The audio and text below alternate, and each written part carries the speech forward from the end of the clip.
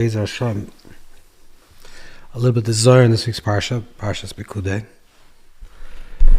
The ZOHAR is a very a lengthy ZOHAR. The last few Parshas, Vayakhel, Pikudei, are very lengthy ZOHARs.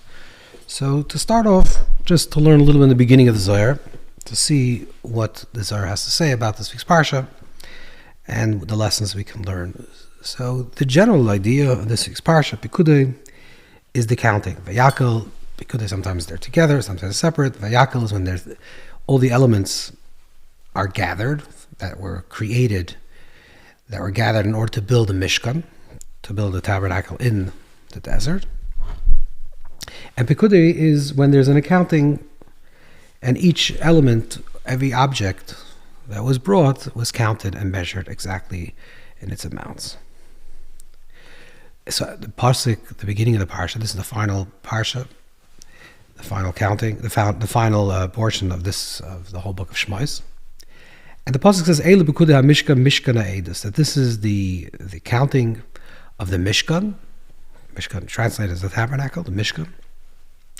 Mishkan ha-Eidus, which is the Mishkan of the testimony, that gives testimony to the presence of Hashem. So Rabbi Chia opens up and says like this: "Kol ha-nechalim ha-chayam va-yam en-animalim." So the verse says, the pasuk in Kehala says that all the streams of water go to the ocean, to the main body of water, and the main body of water is not filled. Haikro akminavit. Now this verse already we explained earlier and was already established. And the Zohar continues, "Al kol ha-nechalim ilu rozin de nechalim abuim kadishnim salav v'nafkin l'nahara l'mala hayam rabam." Given the hayam rabbi smalim b'sitin no nachlin kadinu apik maya. So the Zohar basically, in a very simple, straightforward way, says that all the waters flow from. The secret of this is that all the waters flow from the deepest place of Keser, and then flow into Chachma, and Chachma into Bina. So it's Smalin and Nahara, and then it fills up and it enters into the six Midas, and finally enters into Malchus. And from there, the Hashpah, the water comes and fills and gives life to the entire creation. So basically, the Zohar is saying in simple language is that everything has a source above. The Shefa of everything, the life force that exists within this world, that pulsates this universe, that allows the universe to express and to be and to expand. This is all a physical representation, a manifestation of the original Shefa. The Shefa, the original flow, flows from the Ein Sof, from the infinite light, flows into the world of Keser, to the world of desire and will to create, and then it goes into Chachma, then into Bina, into Atzilus, and finally comes down to Asiyah, into this physical world. So everything that you see in this physical world, and everything in this physical world is alive and has Shefa, has life force, and has animation, even if it's a silent animation, but everything is teeming with life. The root of this life force comes from the origin, from the source of all life. Then the Zohar continues like this. Maksiv Leah, what does it say before this in the pasuk? That it says, Yashkel Kochayos Sadai, that it fills up, it's filled. What does that mean? This refers to the angels, the transmitters of energy that exist within the world of Biyah, Bri Yitzia Asiyah. The Kadyama Nakalain, that when Malchus of Atzilus becomes filled with the Shefa, the divine force, the life force, that receives even from the highest levels, from the level of Keser, Kula Nakadlain V'Shoiv Lebegaveh. It receives first everything, and then it gives out its water. Ulabasar apik mayim. And then it gives out its water to bring down a shefa of goodness into this world. To give to the sources of the angels and the spiritual life force that exists within the world of Bri, Yetzir, and Asiyah. V'ashkelon, and it fills it and gives and it irrigates it. V'kula ismanun v'ispadnung b'shmo. And each of this flow that will be received in these lower worlds is counted and signaled out by its name. As it says, L'chulam b'shem yikra, Hashem calls each one in its name. And this is Pikudei Mishkan. This is the Pikudei Mishkan, Mishkan Eidos. This is what it means as the Pikudei Mishkan, Mishkan Eidos. So what is the Zohar saying? The Zohar is explaining the process of the way, in simple language, the way the Shefa, the divine life force, comes into this world. Now, what's the Sitra de Kedusha? What is the side of Kedusha? The Ina Resichen Kadishan al Tata, which is received the side of the sacred and the side of the holy. That the Malchus, which is the container, sort of the vessel that received the divine light in a spiritual realm, in a metaphysical realm, receives all the light that it has to give, all the Shefa, all the flow that it has to give into this world. It measures everything, it counts it, and then it gives it over to create and sustain and animate that object. So, to strip it into a much more simple language, this means that when you see something in this world, a tree or an animal or anything that's alive, and technically everything is alive on some level, anything that exists is in a state of expansion, in a state of movement, in a state of some type of inner type of movement, of tenuah of movement, that everything that we see in this world that's alive, and the world is fully alive, the aliveness of the world, we should know that this aliveness that we see in a plant, and we see in an animal, or we see even in a particle, on a particle level, on an atomic level, even in stones, things that seem to be inanimate or silent, all this light, this energy that comes out into this world was all measured and called before it enters into this world. So it was measured and counted and called and named before it enters into this world. That's the Kedusha. So what is Malchus? Malchus is receiving, but not only just the receiving in a way that it just receives and then automatically gives it out. It gives out its flow to enter into the lower realms, but it counts everything, and then it signals out everything, and then it goes to every single thing in particular, and it gives it its life force. In other words, that everything that exists within the physical realm, and all the life that we see in this physical realm, is all a manifestation of already a spiritual prototype or a spiritual dimension of this reality that exists within a spiritual realm. And what we're seeing is the physical manifestation of that spiritual realm, or the way this flow, the Shefa, exists within the spiritual realm. Now it comes down, and it first is measured, and it comes down, in particular, into this physical realm.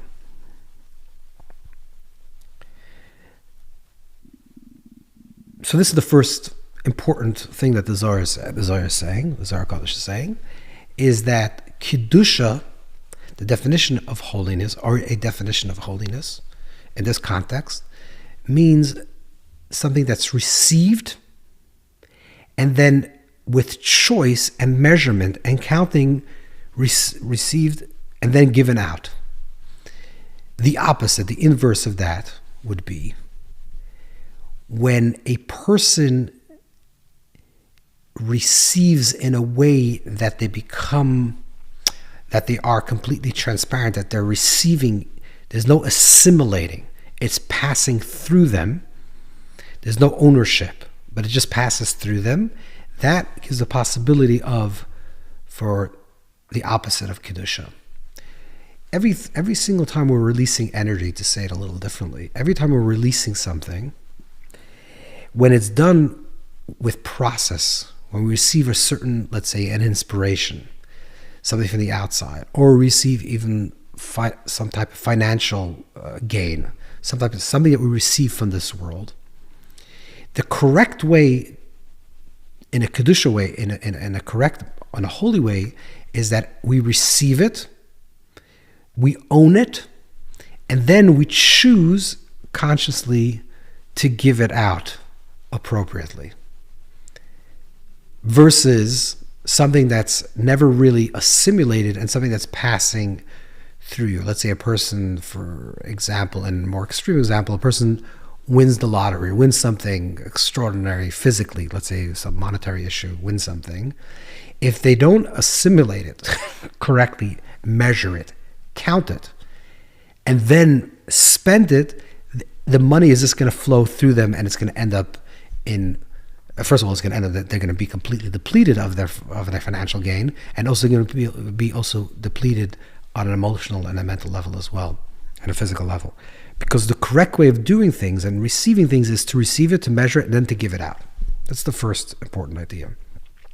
But the Zohar is also talking about and explaining something deeper, which is that there's a parallel reality, that what you're seeing in the physical realm is really a manifestation of something that's on a spiritual realm as well. True. The Zohar goes on to explain this in great length, where he explains that everything exists within the world of Aragon, let's say, in the supernal light of things, and that Bezalel, the architect of the Mishkan,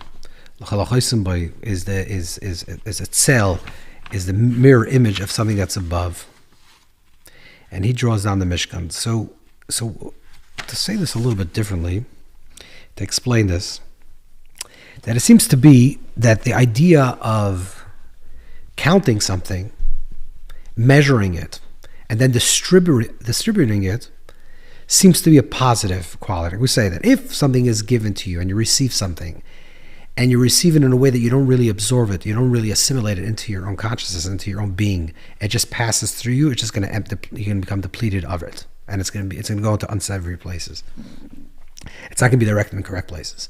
The only way things are done in Kedusha in a correct manner is if it's when received, you count what you have, you receive it correctly, and you measure it, and you give it appropriately to the recipients that you feel need it. That's the correct way. But here's an interesting thing, because the idea of counting, the idea is that really, Chazal say, the sages say, the Gemara says, that blessings don't rest only on something that's hidden from the eye, and only in a thing that only something that the eye or the ayin doesn't have mastery over it, which means something that's hidden, not to count it. In fact, the Maral and the Goraya in this week's parsha, in the beginning of Mishkan, explains that the reason why the Beis Hamikdash was Nachav, the reason why the Beis Hamikdash was destroyed, and Beis Hamikdash is Nikar Mishkan, like the Gemara says, we can Erev, and that it's the same idea. The Mishkan and the Beis Hamikdash, the reason why they were destroyed, or dismantled, and they're no longer physically in this world, is because it was Davar Shavimini, because they were counting. Elu Pikudei Mishkan, it was a mashkin, it was collateral. Hashem took it back. Why did Hashem take it back? Because it was counting. So counting actually seems to be something that's negative. And here the Zohar is actually saying that the counting is the Davar Shabikdusha. The counting is what makes it holy. The measuring of things. So the Zohar goes on to explain at great length this concept in a little bit more in a cryptic way, but later on the Zohar actually straightforward asks this question. And the Zohar is a little further on in page Reish Chafei Amud Aleph, which is 225a. The Zohar says, asks like this: Rabbi Yitzchak Shal Rabbi Shimon. So Rabbi Yitzchak asks Rabbi Shimon, the Rashbi, Amalei ha k'mina de b'chas leishar b'mila de kaim b'mila de kaim b'chashbuna. The Gemara says, like we just mentioned, that the blessing does not rest on something that is measured and something that is counted. So therefore,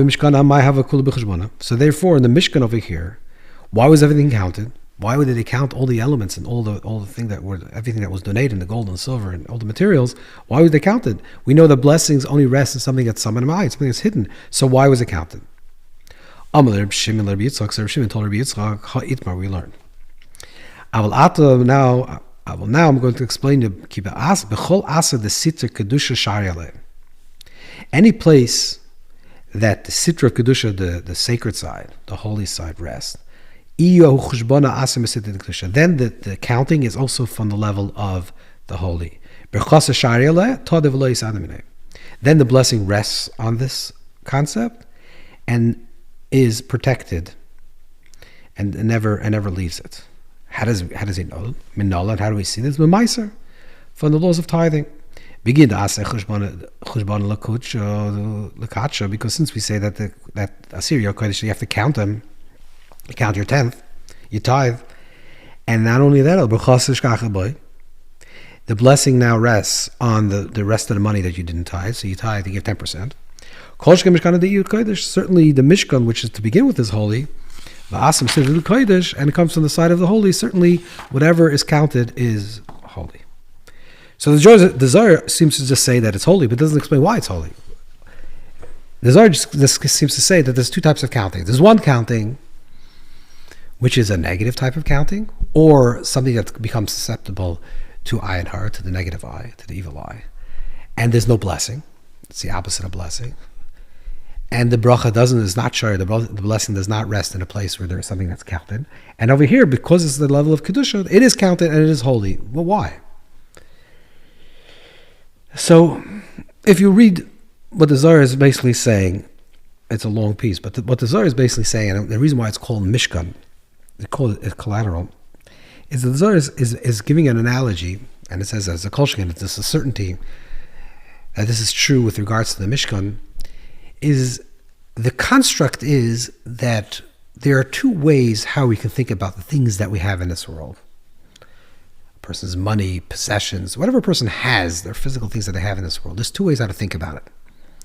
One is that this thing that I have is mine. I own it. It's mine. I created this wealth. I worked hard and made this money or this monetary gain that I received. I worked hard. It's mine, and I own it. And it belongs to me. And it's mine to do whatever I want with. That's one way of looking at it. The other way to look at it is that it's a mashkan. It's like collateral. What is collateral? Collateral means that there's some transaction that happens, and the person that loans the money takes a collateral in order to something that it can be paid back, which means that the mashkan really belongs to the owner. The collateral belongs to the owner of that object.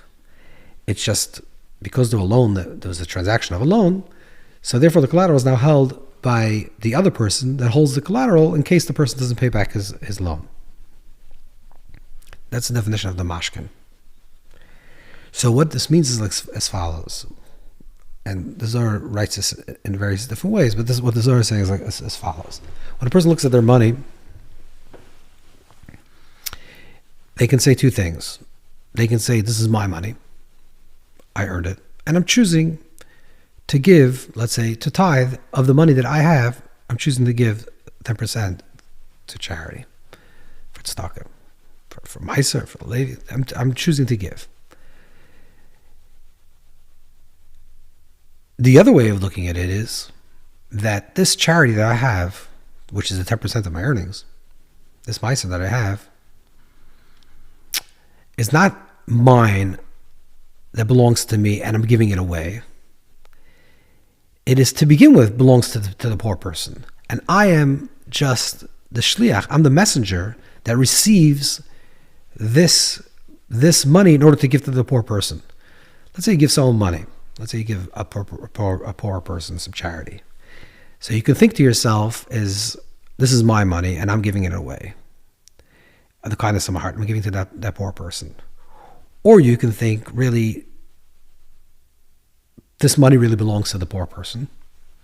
I'm just the shliach, I'm just the messenger to get that poor person. Some people have to work in order to make money. Or some people could work in order to make money. Let's say this poor person cannot work, or it's not working out for him for whatever reason, or for her. And Hashem says that I will make you my shliach, I will make you my messenger, for you to give that person that $100. So instead of the person working $100, you are the messenger to receive that you are the messenger that gives that other person $100. So whose money does it belong to? Who's the money belong to? The money actually belongs to the other person. It belongs to the poor person. It's not that I'm giving away money that I have towards that to the poor person, but the money that I have is really a mashkan. It's collateral that really belongs to the poor person. I'm just giving back his collateral. I'm giving back his money.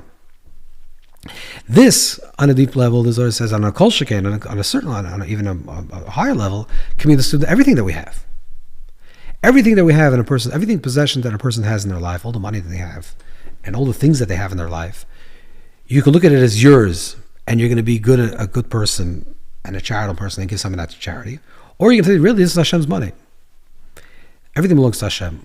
Hashem is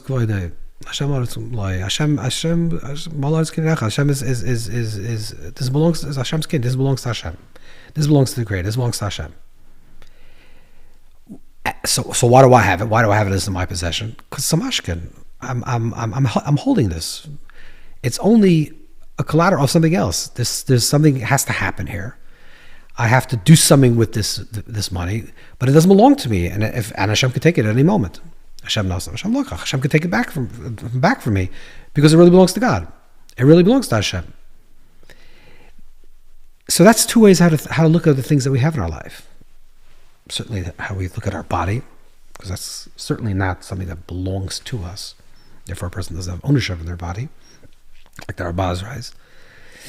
But even with regards to money, where a person could be mafkir b'money, could render his possessions ownerless, but on a spiritual level, when a person thinks about the things that they have in their life, they have to recognize that the reason why you have these things in their life is because they're there for a certain purpose, which means there's a higher purpose that has to be revealed through the things that you have in your life. Because the things that you have in your life is only a reflection of a higher spiritual truth. And there's a certain spiritual truth that has to come through these possessions that I have. And the spiritual truth, let's say, for example, in giving charity, is that I have to become charitable. And Hashem wants a shut of my salvation. Hashem wants me to also that a person should work on their own development. Like the Gemara says in Babasa, that if Hashem loves the poor, why doesn't Hashem feed the poor directly? Why does it need us, or a person that has a little more fortunate, to give to the poor? And the answer is because that's so we should refine ourselves. So if there's some type of refinement that has to happen through the possessions that I have by being charitable with other people, I recognize that really the money, the possessions that I have belongs to someone else, belongs to Hashem, and belongs to the poor. It doesn't belong to me. And I'm just given the gift to hold this so I can be the stewardess, I can be the shliach, I can be the proper messenger to give that person. This is what the Zohar is saying, is the two ways that a person can count. And one is counting that brings the opposite of blessing, and one is a counting that brings blessing. The counting that brings the opposite of blessing is the counting when I say I own this. And how do I know that I own it? I can count it. I can measure it. I can say this is mine. I have X amount of money in the bank, X amount of money in my possessions. I have X amount of objects in my house, and these are the things that I own, and they're mine.